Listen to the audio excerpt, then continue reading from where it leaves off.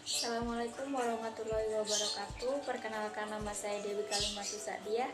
Saya dari Fakultas Ekonomi dan Bisnis Islam Prodi Perbankan Syariah dengan nomor NIM 2041050101010.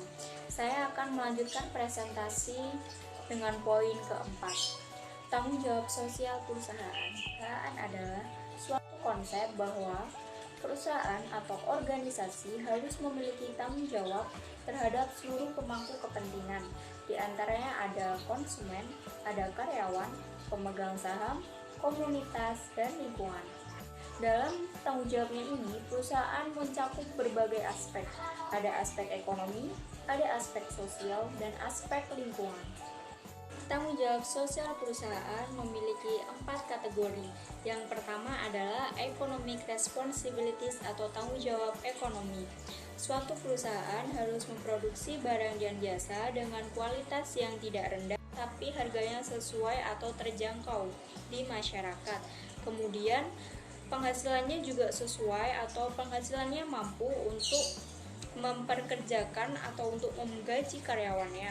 Yang kedua adalah legal responsibilities. Maksudnya suatu perusahaan harus memiliki hukum, harus memiliki tanggung jawab kepada perundang-undangan sehingga perusahaan itu sendiri mampu melindungi konsumen dan juga menjaga lingkungan sekitar perusahaan.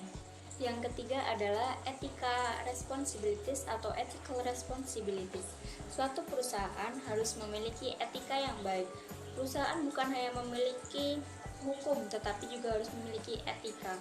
Yang keempat adalah discretionary responsibilities, artinya tanggung jawab ini sifatnya sukarela, seperti public relation activities, menjadi warga negara yang baik dan tanggung jawab perusahaan lainnya. Selanjutnya adalah persepsi tanggung jawab sosial perusahaan di Indonesia. Ketika korporasi mendengar tanggung jawab sosial perusahaan, ada banyak persepsi di sini. Ada yang menganggap tanggung jawab sosial perusahaan itu hanya berkecimpung kepada lingkungan.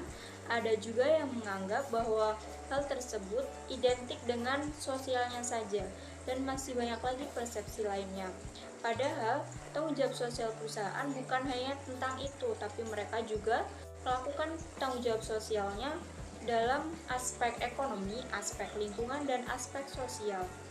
Sehingga ketika pemikiran itu ada, terlampau dangkal dalam mencerna tanggung jawab. Kesimpulannya, suatu organisasi atau perusahaan harus memiliki tanggung jawab, harus menjalankan tanggung jawabnya terhadap masyarakat, pemegang saham, karyawan, dan yang lainnya. Karena semua itu juga akan kembali lagi kepada perusahaan itu sendiri, kembali kepada perkembangan perusahaan itu sendiri.